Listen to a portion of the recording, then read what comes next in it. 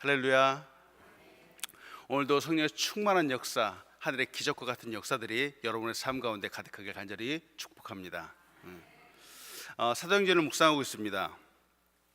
사도행전을 묵상하면서 우리는 교회가 얼마나 소중한가라는 모습을 다시 한번 보게 되는데요.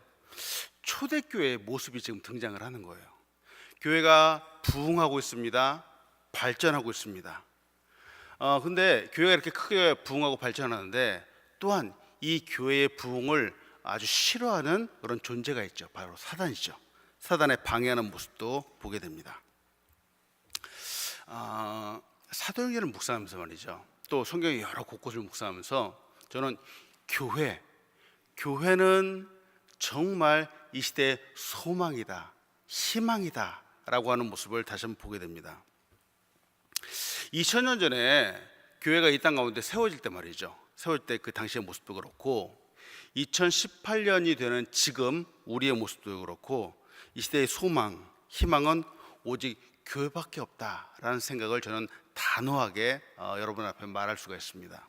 왜 그럴까? 세상에 여러분들도 학교 다니면서 이제 교육 받으셔서 아시겠지만 세상에 어떤 교육기관이 말이죠. 갑자기 사람들을 변화시켜서 3,000명, 5,000명이 바른 삶을 살도록 인도하는 그런 교육은 없다라고 하는 거죠. 세상에 어떤 교육이 말이죠. 박사학위를 수십 개씩 갖고 있다고 해도 자기의 정체성, 나는 하나님 나라의 백성이다, 나는 하나님의 자녀이다, 언제나 성령님이 내 안에 계신다라고 하는 이런 믿음을 심어줄 수 있는 교육은 이 세상에 없다라고 하는 거죠. 아무리 생각해 보아도 이 세상 교육이 이런 믿음과 정체성을 사람들에게 심어줄 수 없다라고 하는 겁니다. 세상의 교육도 세상의 그 어떤 선행도 말이죠. 우리를 구원의 길로 인도할 수 없다라고 하는 거죠. 우리의 죄를 보게 하고 이 죄를 씻도록 만들고 예수 그리스도의 보혈로 인도하고 가장 인간다운 길, 가장 사람답게 살 수 있는 길로 인도하는 것, 이 교회가 할 수 있는 가장 중요한 역할이라고 하는 것이죠. 때문에 이 사도행전에 등장하는 이 초대 교회의 모습은 정말 중요하다라고 볼 수 있는 것이죠.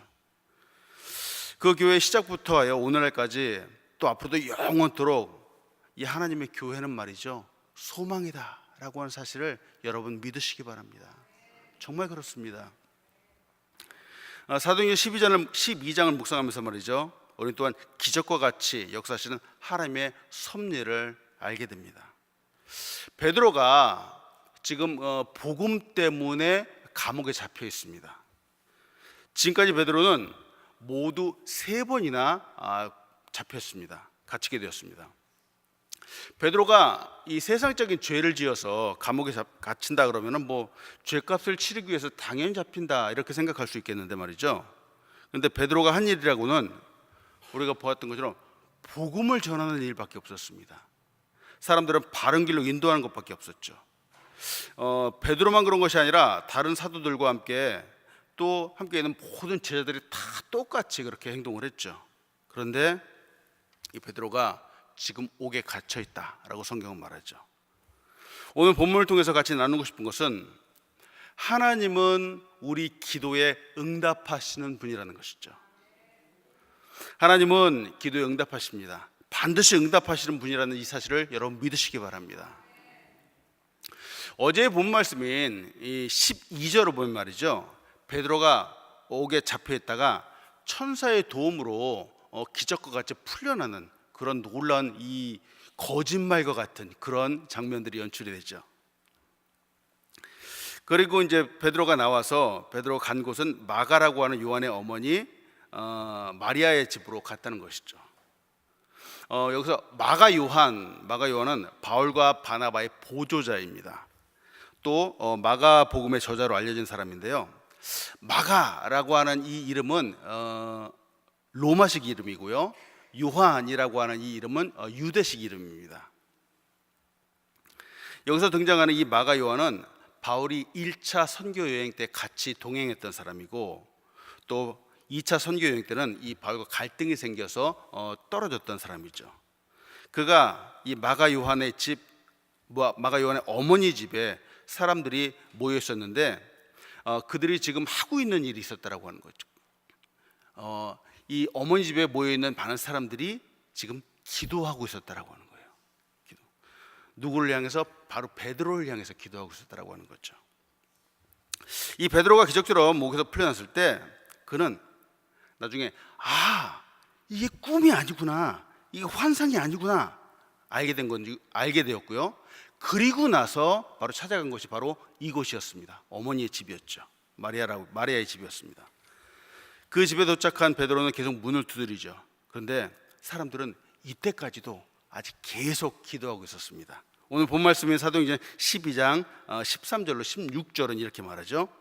베드로가 대문을 두드린데 로데라는 여자아이가 영접하러 나왔다가 베드로의 음성인 줄 알고 기뻐하여 문을 미처 열지 못하고 달려들어가 말하되 베드로가 대문 밖에 섰더라 하니 그들이 말하되 내가 미쳤다 하나 여자아이는 힘써 말하되 참말이다 하니 그들이 말하되 그러면 그게 천사라 하더라.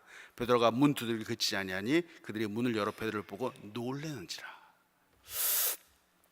참 놀라운 장면이잖아요. 참 놀라운 장면인데 또 아주 또 재미있는 장면이기도 하죠.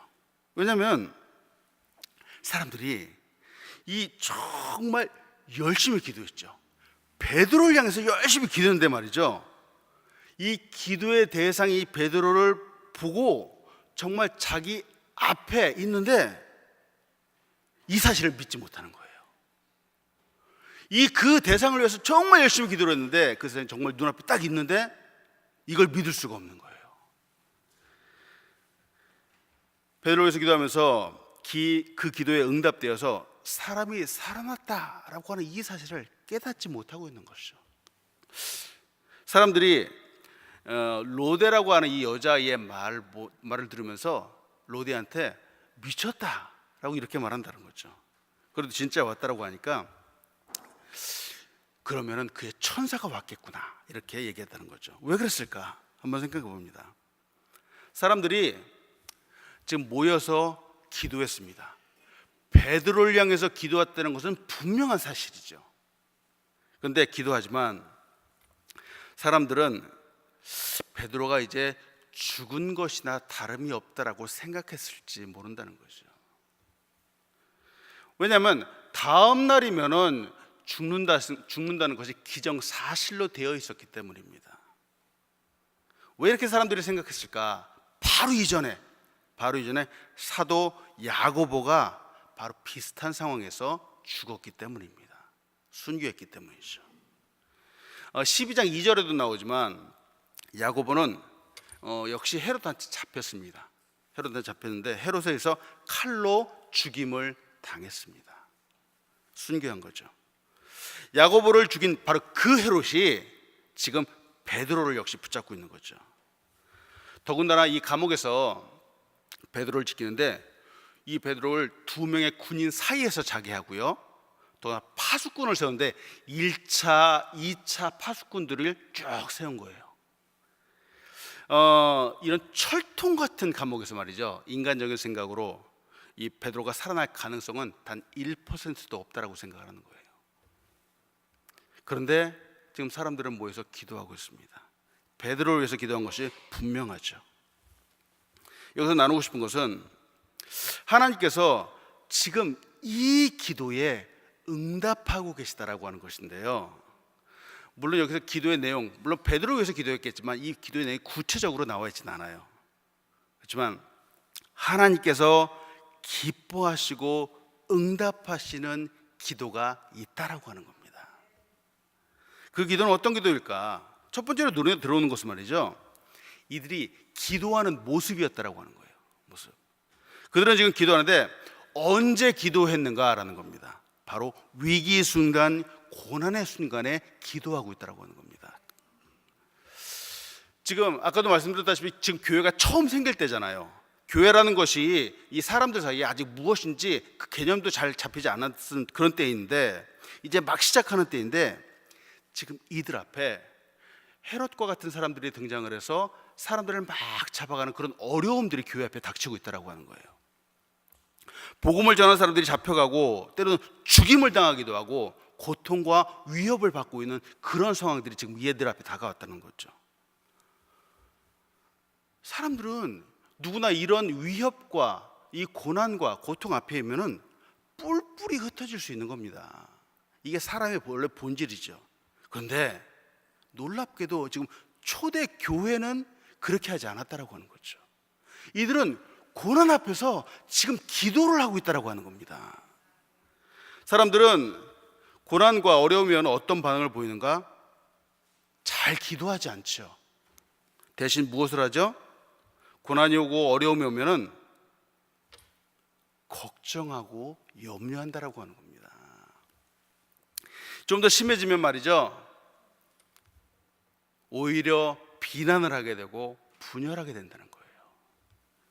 걱정하는 것으로는 이런 어려움들을 해결할 수 없다는 걸 잘 알면서도 사람들의 우리의 원래 본성은 말이죠, 어려움 앞에서 걱정하게 된다는 거예요. 그런데 성경은 그렇게 하지 말라라고 우리에게 곳곳에서 도전을 하고 있다는 거죠. 여러분 암송하고 있는 말씀이 빌립보서 4장 6절로 7절은 우리에게 이렇게 도전을 하죠.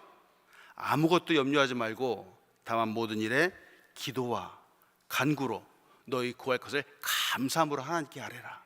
그리하면 모든 지각에 뛰어난 하나님의 평강이 그리스도 예수 안에서 너희 마음과 생각을 지키시리라. 여러분 아무것도 염려하지 말고 기도하라고 성경은 우리에게 말한다는 거죠. 여러분 고난 앞에서 어려움 앞에서 정말 하나님 앞에 기도함으로 나아가는 여러분들 되시기 간절히 축복합니다. 사랑하는 여러분, 어려움과 고난, 생각하지 못했던 환난, 바로 이 순간들이 정말로 기도해야 되는 순간이라는 것이죠. 바로 이때 기도하지 않으면 안 된다라고 성경은 우리에게 말합니다. 왜냐하면 하나님께서 바로 이 순간에 고난과 어려움 앞에서 기도하는 바로 이 기도를 하나님이 들으신다라고 말하는 거죠. 하나님이 왜 이렇게 이 기도를 들으니까 두 번째로 눈에 들어오는 것이 말이죠, 이 사람들이 한데 모여서 한 장소에서 기도했다라고 하는 거예요. 한 장소에서. 마가라고 하는 요한의 어머니 마리아의 집에 지금 다 모여 있다라고 하는 거예요. 그들은 흩어지지 않고 모여서 함께 기도했다라고 하는 거죠. 함께 모여서 마음을 같이 해서 한 뜻으로 함께 기도하고 있다. 바로 이들이 함께 기도하는 이 기도의 소리를 하나님이 들으셨다라고 하는 겁니다. 얼마 전에도 보았던 사도행전 4장에서도 말이죠, 베드로와 요한이 복음을 전하는 것 때문에 관리들에게 잡혔다가 경고를 받고 풀려날 때가 있었습니다. 이때도 그리스도들은 마음이 하나가 되어서 같이 한 목소리로 합심해서 기도했다라고 성경 곳곳에서 쓰이고 있다는 거죠. 또 우리가 잘 알고 있는 마태복음 18장 19절에는 우리가 이렇게 도전하죠. 진실로 다시 너에게 이르노니 너희 중에 두 사람이 땅에서 합심하여 무엇이든지 구하면 하늘에 계신 내 아버지께서 그들을 위해서 이루게 하시리라. 마음을 같이 해서 하나님께 기도하는 것이 정말 중요하다라고 성경은 우리에게 도전한다는 거죠. 지금 사도행전 12장에서 함께 모인 사람들이 함께 소리를 높여 기도하고 있습니다. 이 기도를 하나님이 들으시고 천사를 보내서 바로 베드로를 오게 해서 놓이게 만드셨다라고 하는 거죠. 기적을 베풀어 주셨다라고 하는 거죠. 아까도 말씀드렸지만 이상한 것은 말이죠, 사람들이 이렇게 열심히 기도를 해놓고 말이죠, 사람들이 정말 열심을 다해서 이 베드로를 위해서 기도를 했는데 이 기도의 대상이 정말 자기 앞에 딱 서 있는데 놀라고 있다라는 겁니다. 기도를 하긴 했지만 믿을 수 없었다라고 하는 거죠. 베드로를 위해서 기도하면서 이 그들의 기도에 응답되어 사람이 살아났다라고 하는 이 사실을 깨닫지 못했다라고 하는 거죠. 이유가 무엇일까? 우리가 기도하죠. 그리고 기도에 응답이 있습니다.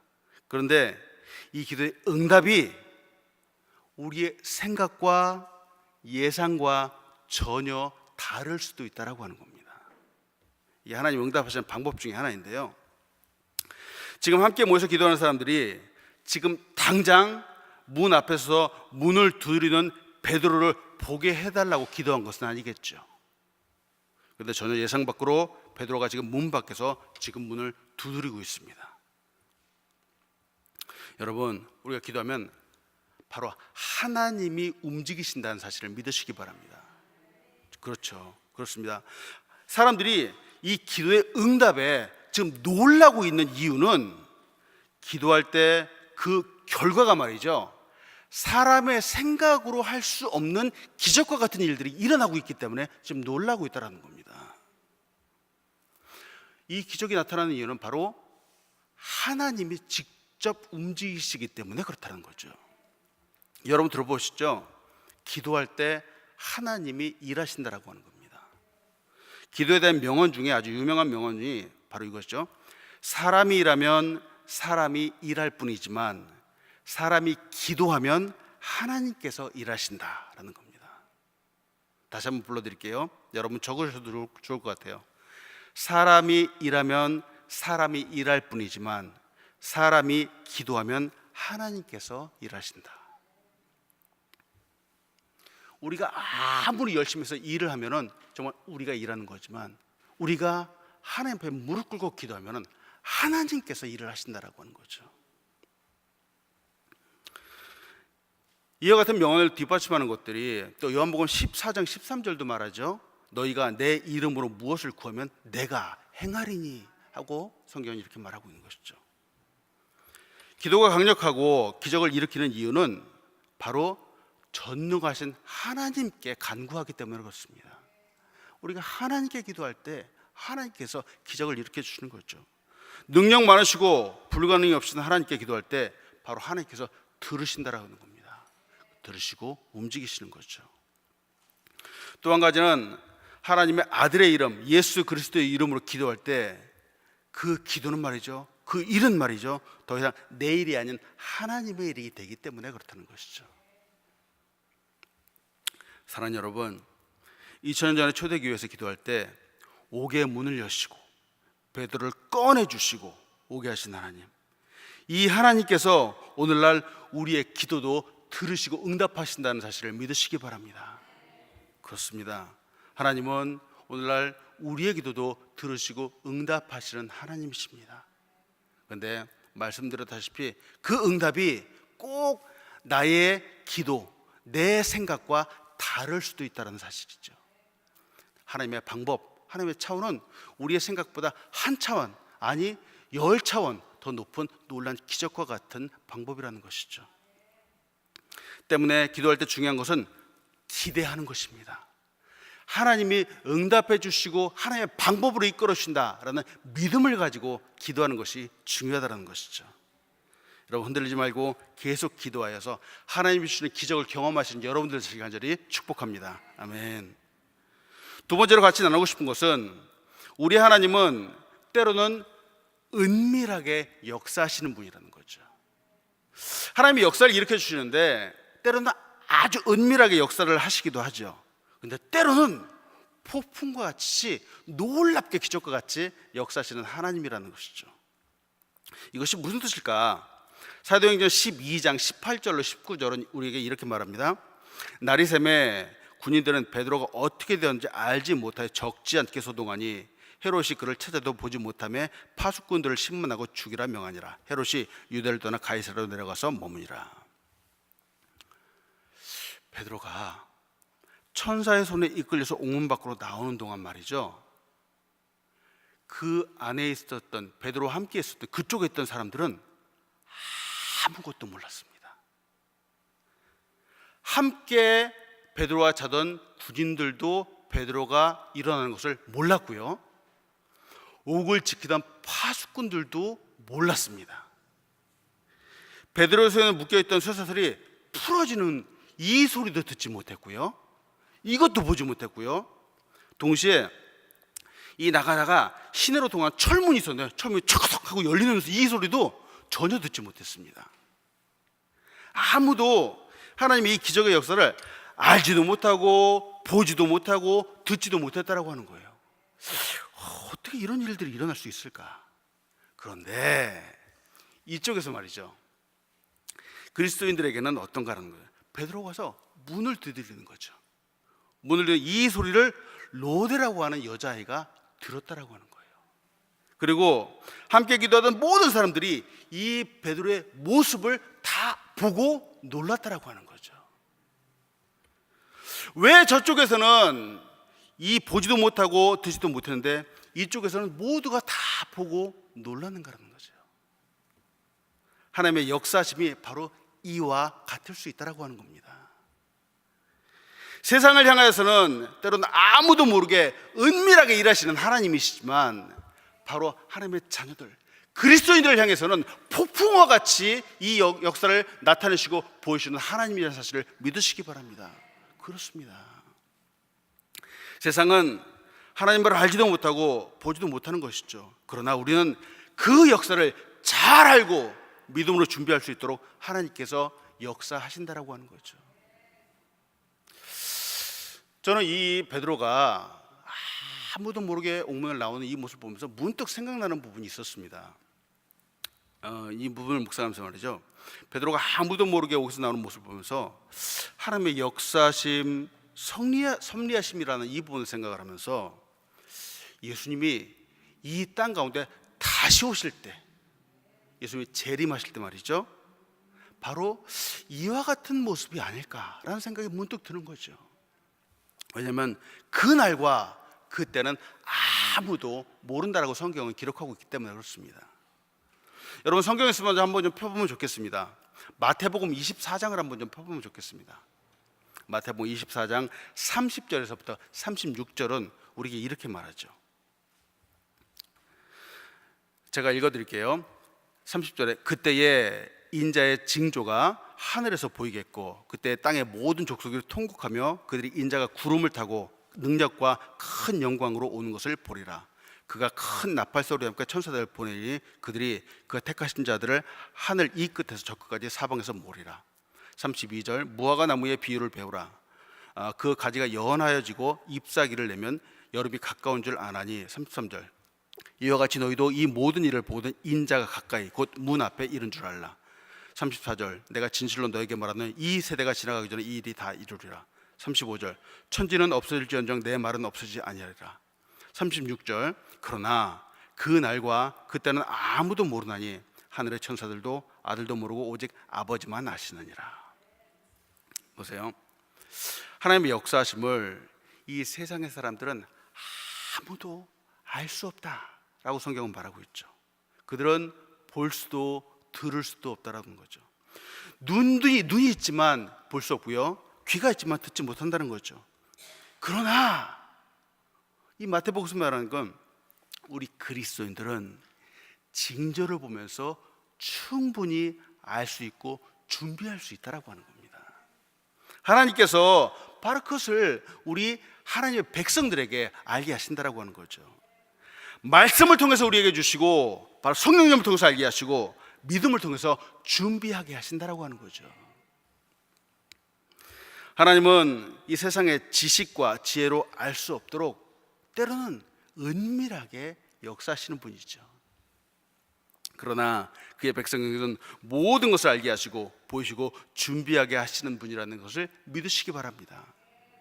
우리는 이 하나님의 역사를 너무나도 분명하게 폭풍과 같이 알게 된다라고 하는 거죠. 아무도 볼 수 없었던 베드로, 찾아도 찾을 수 없던 베드로를 그리스도인들은 분명히 보고 듣고 알게 되었다라고 하는 거죠. 기도하던 사람들은 놀라움으로 베드로를 맞이하게 되었습니다. 깨어 기도함으로 하나님의 기적을 경험하시기 바랍니다. 깨어 기도함으로 하나님의 이 기적을 아시기 바랍니다. 말씀을 통해 하나님의 역사심을 보시기를 소원합니다. 마지막 세 번째로 같이 나누고 싶은 것은 우리 하나님은 교만한 자를 대적하시는 분이라는 것이죠. 그렇죠? 하나님은 겸손한 자에게 은혜를 베푸시고 교만한 자를 대적하시는 분이죠. 잠언 말씀에 그런 말씀이 있잖아요. 교만은 패망의 선봉이다 라는 거죠. 거만한 마음은 넘어짐의 앞잡이이다 하고 이렇게 말하죠. 오늘 성경에도 이상한 이야기가 좀 등장을 하죠. 오늘 본 말씀 사도행전 12장 20절에서 23절은 우리에게 이렇게 말하죠. 헤롯이 두로와 시돈 사람을 대단히 노여워하니 그들의 지방이 왕국에서 나는 양식을 먹는 까닭에 한 마음으로 그에게 나와 왕의 침소 맡은 신하 블라스도를 설득하여 화해하기를 청하니라. 헤롯이 나를 택하여 왕복을 입고 단상에 앉아 백성이 연설하니 백성이 크게 부르되 이것은 신의 소리요 사람의 소리가 아니라거늘. 헤롯이 영광을 하나님께 돌리지 아니하므로 주의 사자가 고치니 벌레에게 먹혀 죽으니라. 여기서 말하는 헤롯은 말이죠, 헤롯 아그리빠인데요. 우리는 이 헤롯 아그리빠의 이런 운명에 놀라지 말아야 된다는 거죠. 왜냐하면 성경은 이 교만한 사람의 최후가 어떤 것인지 곳곳에서 역시 우리에게 말해주고 있다는 겁니다. 당연하다는 것이죠. 이렇게 기록되고 보여주시는 이유는 우리 그리스도인들, 하나님의 자녀들은 한순간도 이 세상의 교만을 보고 배우고 따라가지 말라라고 도전하고 계시는 것이죠. 성경에서도 말한 이 두로와 시돈이라고 하는 이 지역은 당시에 베니게, 지금으로 말하면 레바논 지중해에 있는 그런 지역입니다. 지리적으로는 이스라엘 그 북쪽에 위치해 있는데요. 이 지역이 그 무역은 활발했지만 이 과거 솔로몬 이후 때부터 유대에 의존해서 양식을 가져다가 먹고 사는 그런 지역이었습니다.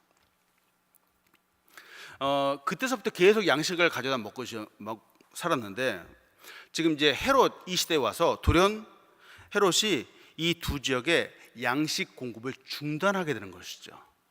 관계가 좋지 않아서 헤롯의 노여움을 사게 된 겁니다. 그런데 아까도 말씀드렸다시피 이 지역은 여기서 사람들이 살려면 양식이 꼭 필요한 것이죠. 이들에게 양식이 절대적으로 필요했었기 때문에 어쩔 수 없이 당시에 유다 땅을 통치하고 있는 헤롯에게 환심을 사고자 했던 겁니다. 그래서 헤롯의 신하였던 블라스도를 설득해서 헤롯과 함께 좀 만나게 해주십시오. 헤롯을 잘 설득해 주십시오. 화목하기를 원합니다 하고선 바로 이런 것들을 청하게 되었던 것이죠. 헤롯이 그래서 특별한 날 하루를 정했습니다. 바로 이 날은 드로와 시돈과 화해하는 날이었습니다. 그리고 그날에 헤롯과 화친을 하기 원하는 드로와 시돈 사살단이 참석하게 된 것이죠. 근데 이때도 지금도 그렇지만 이때도 서로 나라와 나라 사이에 또 지역과 지역 사이에 조약 같은 것이 필요했던 것이죠. 특별한 날을 정하고 많은 사람들이 모이고 이날 헤롯은 성경에 왕복을 입었다, 왕의 옷을 입었다라고 이렇게 말하고 있죠. 당시에 이 왕이 입는 이 옷은 온갖 화려한 장식으로 치장이 되어 있었죠. 특별히 이 역사학자인 요세푸스에 의하면은 왕의 옷이 은으로 장식되어 있다는 거예요. 은으로.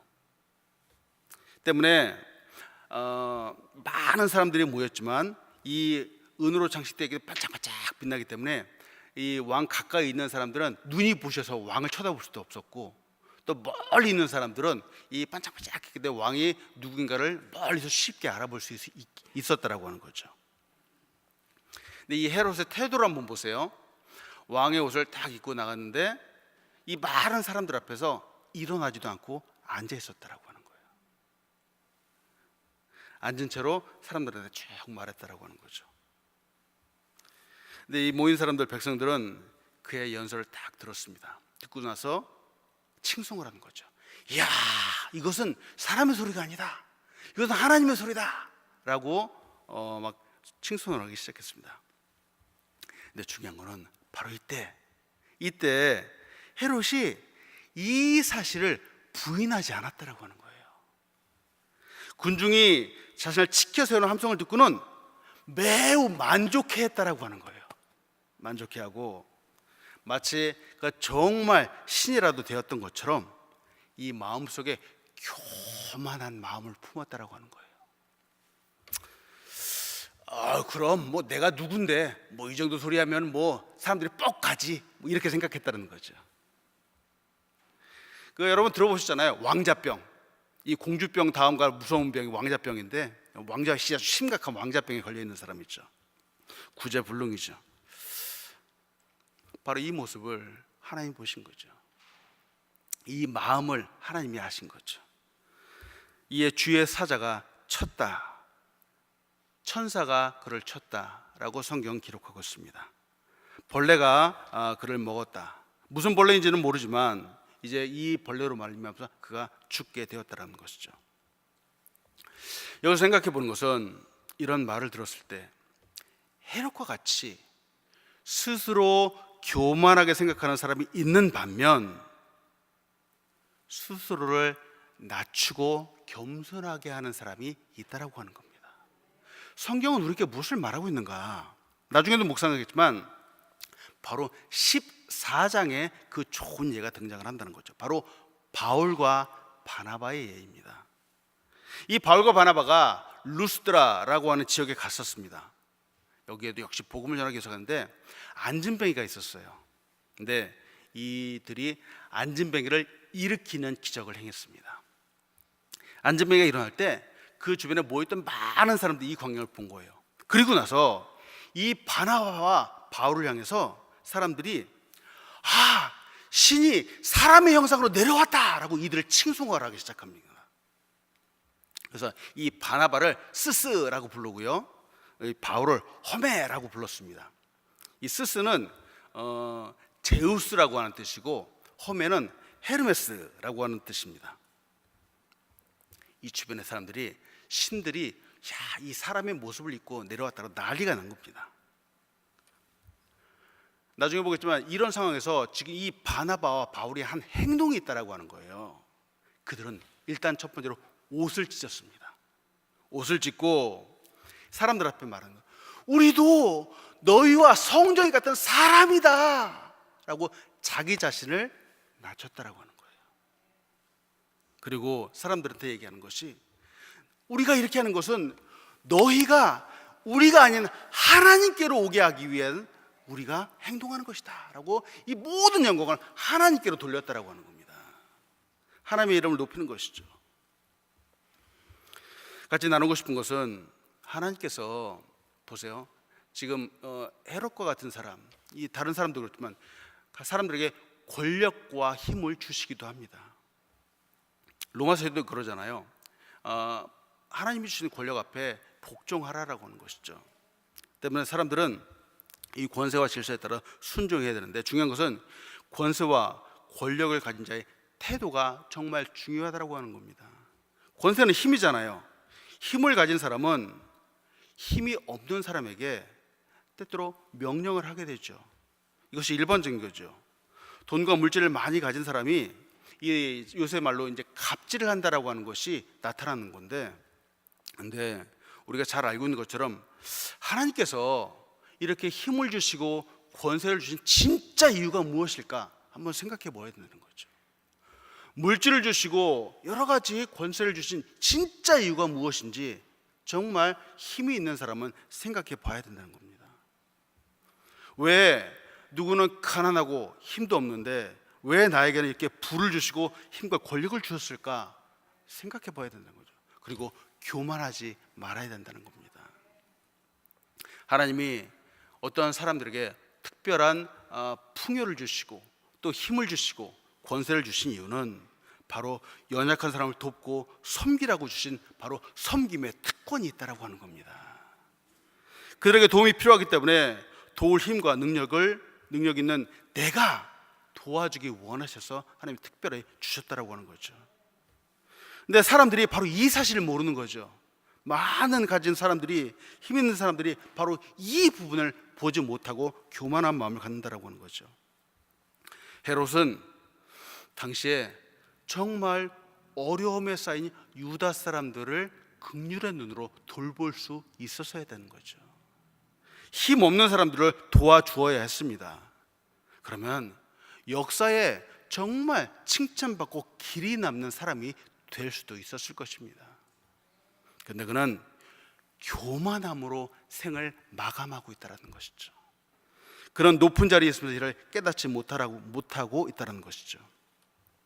여러분, 말씀 보면서 저는 우리 자신을 한번 좀 돌아보면 좋겠습니다. 하나님이 말이죠, 물론 때때로 내가 연약한 부분도 있지만 내가 남들이 갖지 못한 또 강력한 부분, 또 힘 있는 부분, 도와줄 수 있는 부분들을 은사로 받았다라고 하는 거죠.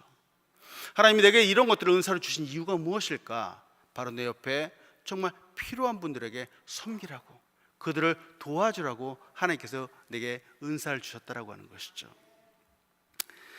여러분 한번 돌아보시기 바랍니다. 분명히 어딘가에는 나의 도움이 필요한 사람들이 있을 수 있다라고 하는 거죠.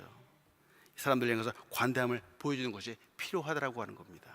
여러분, 오늘 이 말씀을 통해서 정말 하나님의 놀라운 섭리 가운데 하나님의 이 모든 섭리 하나하나가 정말 하나님의 영광을 위한 사실을 믿으시고 오늘도 승리하시는 여러분들 되시길 간절히